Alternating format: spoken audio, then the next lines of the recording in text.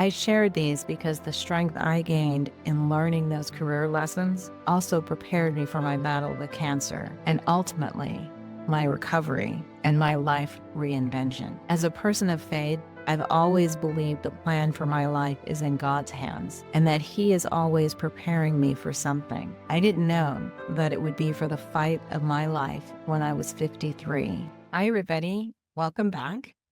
Today, I am picking up from the last bit of the intro, and then we'll get into the rest of it. Maybe I did shatter the glass ceiling, hindering the advancement of women, but I was to be confronted with a concrete wall, a barrier to success unique to women of color. Glass is tough, but you can break it, and you can see through it to the level above.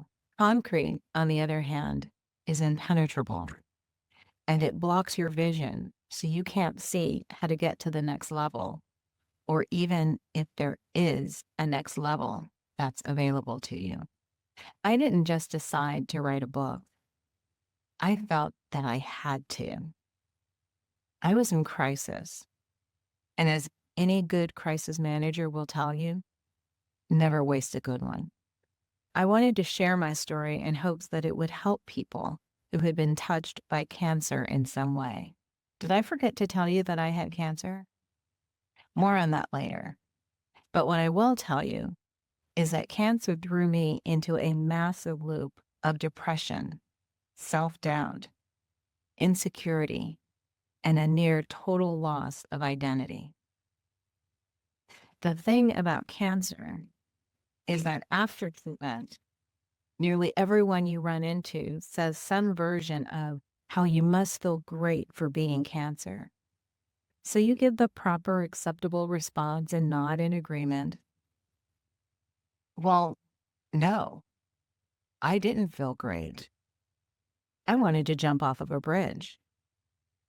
I wanted to die, just not from cancer. I had done everything right. I fought for my life. I had both my breasts cut off. I sat for 6 hours in a chair several times while poisonous chemicals were pumped into my body. I was radiated day after day for more than a month. And when I was finally ready to come up for air, I no longer remembered the life I had, and I didn't understand the life I was in. Now back to the work stories. I also wanted to talk about topics that had nothing to do with cancer, like the challenges of working as a woman and a Black woman executive, where words like meritocracy were thrown around like they actually meant something. I'm just going to say it. When people at the top subjectively determine who rises and who doesn't, meritocracy is bullshit. Don't fall for it. In this book, I share the lessons I've gathered over my career and life to help you overcome barriers and emerge stronger and better, whatever that means for you. I shared these because the strength I gained in learning those career lessons also prepared me for my battle with cancer and ultimately my recovery and my life reinvention. As a person of faith, I've always believed the plan for my life is in God's hands and that He is always preparing me for something. I didn't know that it would be for the fight of my life when I was 53 and for my life after that. But here we are. So come on this journey with me. The life lessons I share in this book come from me, but I want them to belong to all of us. Today, there's no real story behind the story like in other segments. But if you don't mind, let me share some thoughts on meritocracy, because I feel pretty strongly about this. And to be clear, this is not a discussion about DEI. This can apply to any of us. Meritocracy It sounds like the ultimate fair system, right? A world where people succeed based on their talent, effort, and hard work. No shortcuts, no favoritism, just pure merit. But let me tell you why this idea, as appealing as it sounds, is often complete bullshit. First, inequality at the starting line. Meritocracy assumes a level playing field. I've never seen one. Maybe you have. But let's be real. Most of us don't start at the same place, whether it's socioeconomic status, race, gender, or even where you're born. The playing field is far from even. Just think about it. If one person has access to top schools, tutoring, and powerful networks, and another doesn't, who's more likely to succeed? Is that merit or privilege in disguise? Or maybe privilege hiding right in plain sight? Two, the illusion of fairness. Another issue, merit is rarely judged fairly. If it was, it wouldn't be judged, right?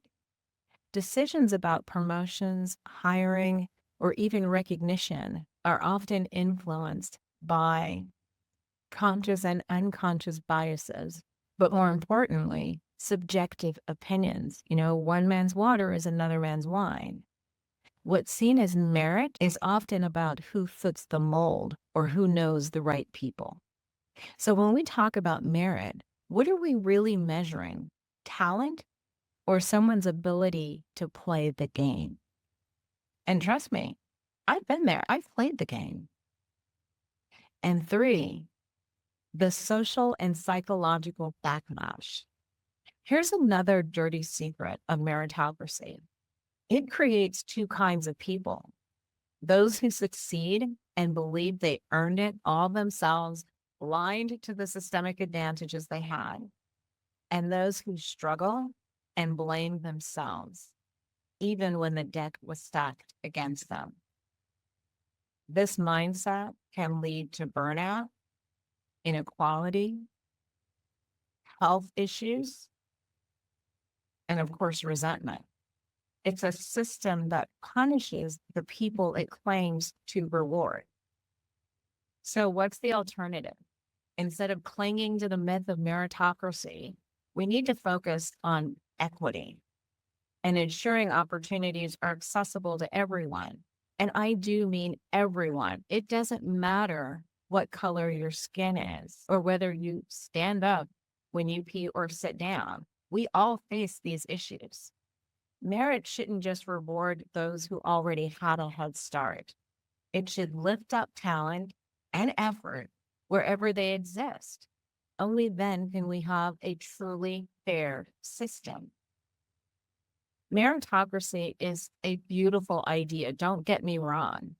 But until we fix the inequalities that are baked into our systems, into our companies, into our leadership, it'll remain just that, an idea. So let's rethink how we define success and who gets to achieve it.